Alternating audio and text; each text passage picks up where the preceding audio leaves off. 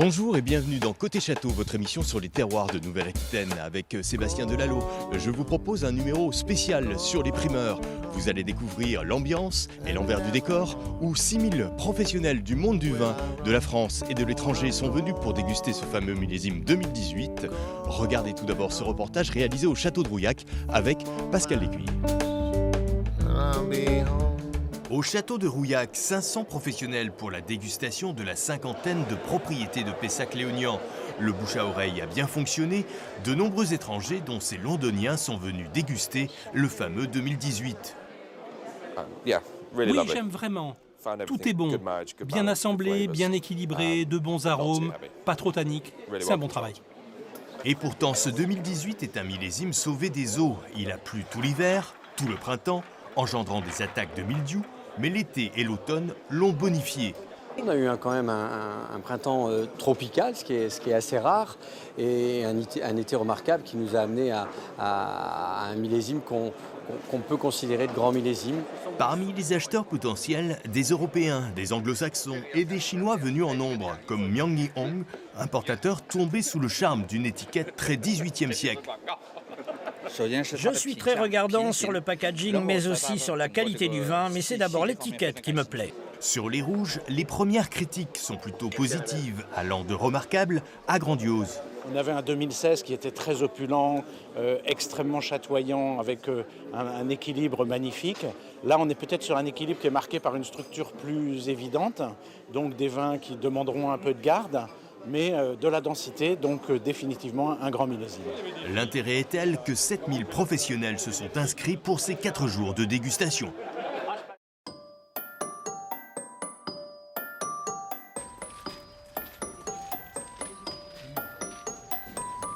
On se retrouve au Clos des Jacobins pour la dégustation des crus classés de Saint-Émilion avec 2 amis suisses des cavistes, Pierre Krenger et Michel Siegenthaler.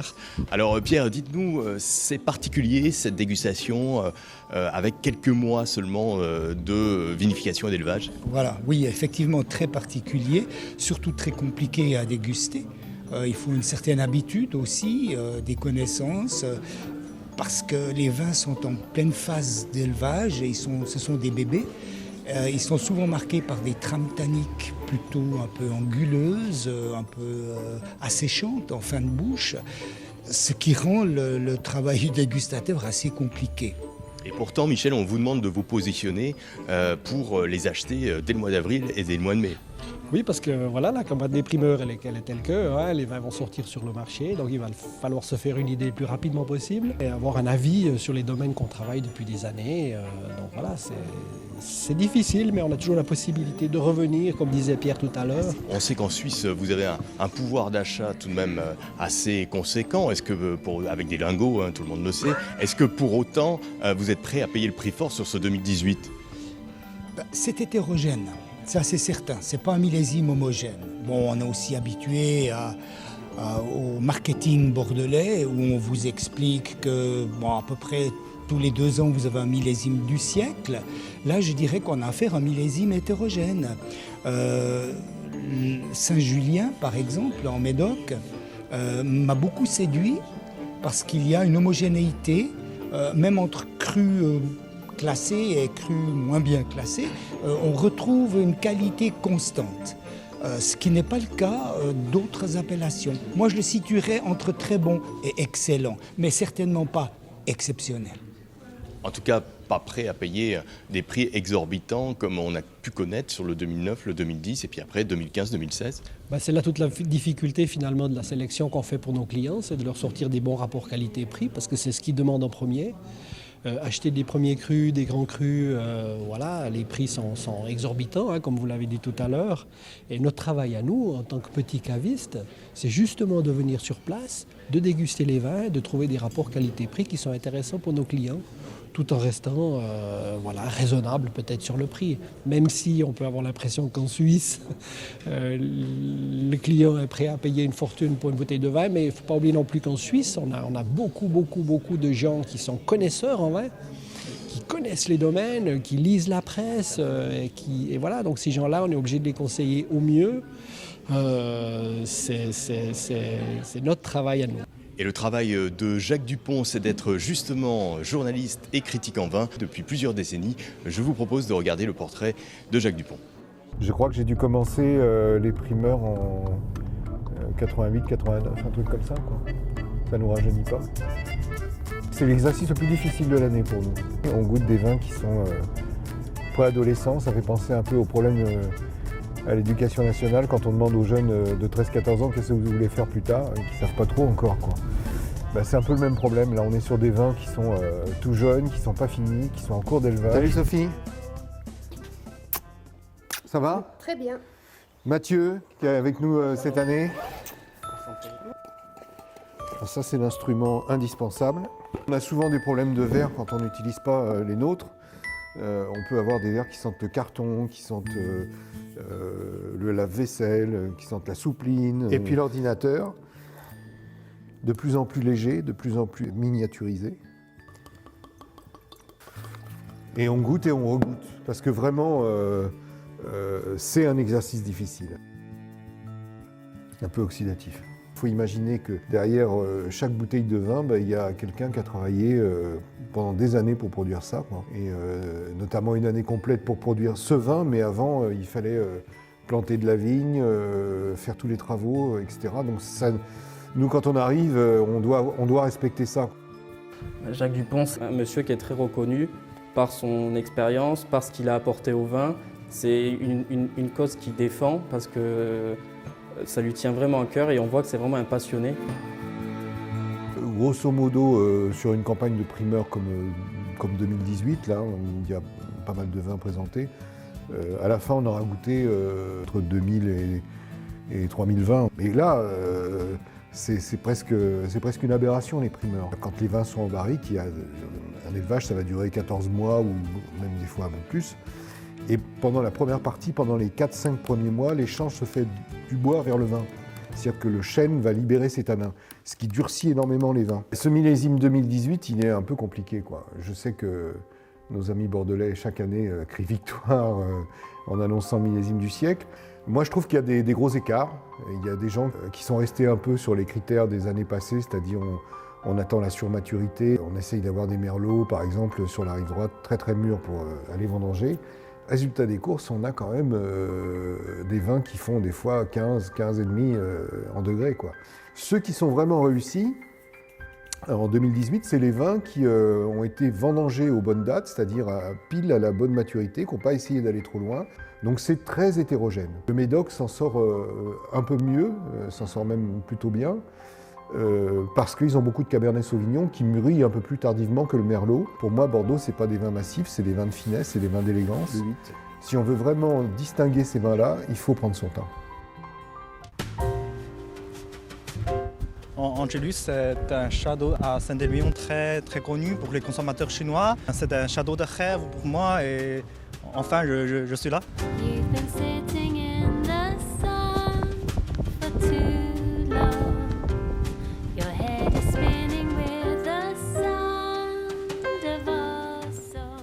Bonjour Stéphanie, comment allez-vous ? Bonjour Pierre, très bien et vous ? Très bien, merci. Alors Stéphanie, dites-nous, quelle popularité Angélus ? On voit énormément d'étrangers qui viennent ici, notamment beaucoup de Chinois. Absolument, une très grande popularité pour le millésime 2018. C'est un grand millésime et puis pour nous, c'est un millésime très spécial puisque c'est la première année, premier millésime où nous avons initié une conversion en agriculture biologique. Et donc avec les difficultés que ça comporte, difficultés climatiques de la première partie de l'année. Avec une énorme pression du mildiou.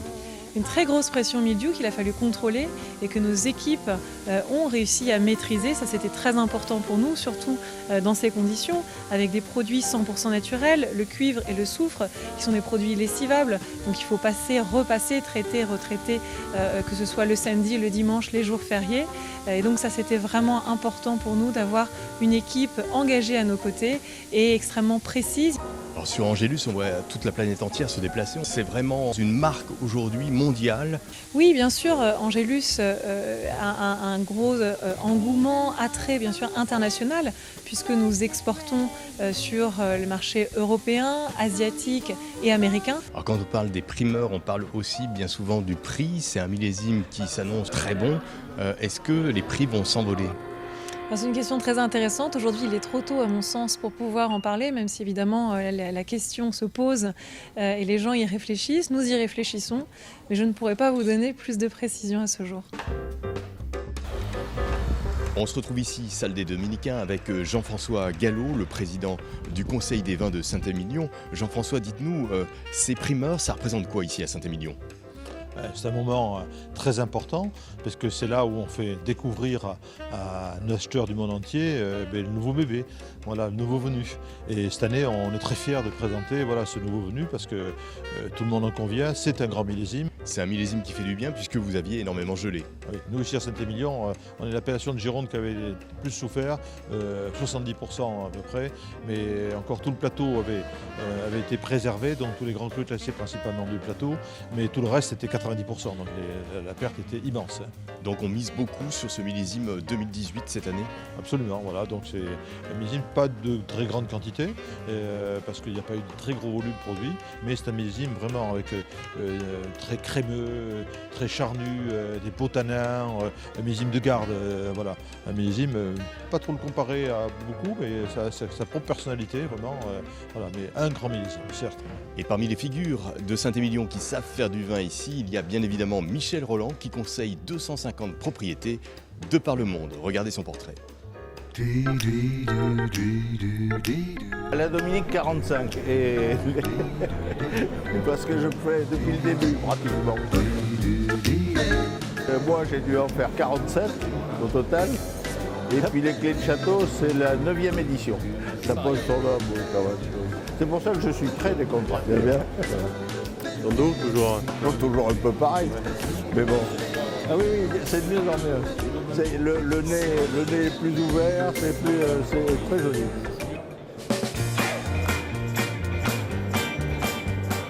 On continue. On va faire un peu de médoc quand même. Tiens, viens, on va aller à Margaux.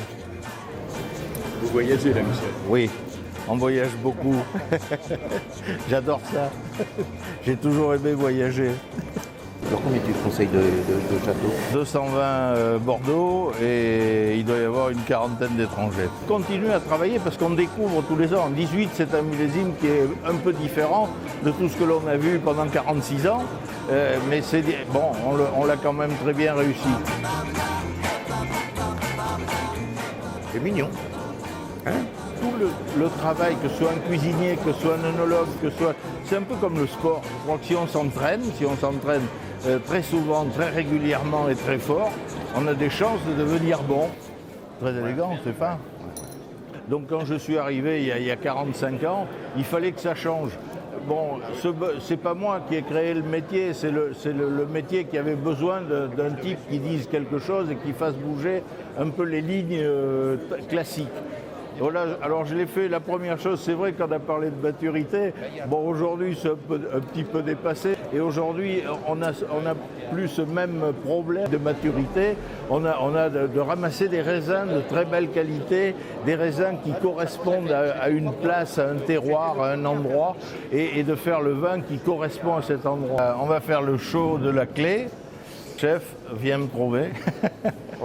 On est ravis d'avoir Michel Tramin, qui est à Puymirol, dans un endroit absolument délicieux. Ça a commencé par le vin. Et je pense qu'il y a une complémentarité entre le vin et la cuisine. Et ça, pour moi, c'est une chose essentielle. Et je pense que Michel nous apporte beaucoup dans cette association. Un plat, un vin. Le plat ne doit pas dominer le vin et le vin ne doit pas dominer le plat. Ça doit être une harmonie.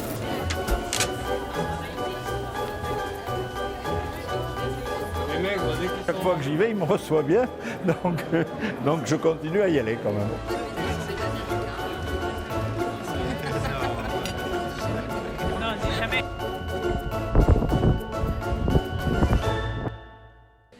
Durant ces primeurs, évidemment, il y a des accords mets-vins, de savants accords qui sont orchestrés par le chef Jean Cousseau. Bonjour chef. Bonjour.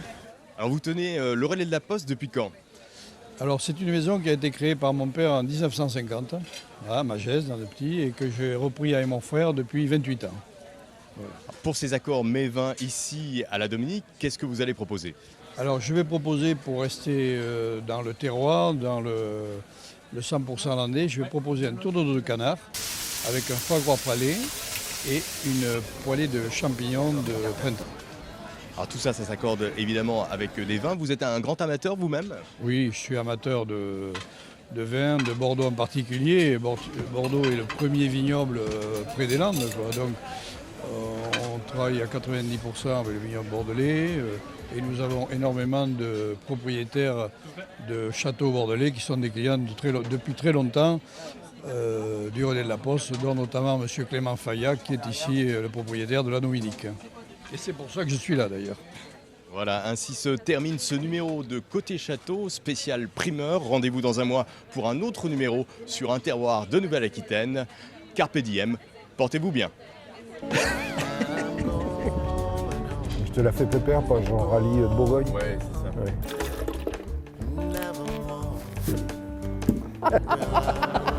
La connerie, c'est que tu as un micro, tout le monde nous écoute. Et un micro. Qu'est-ce que vous avez dit comme Après, il faudra que tu nous envoies les rushs.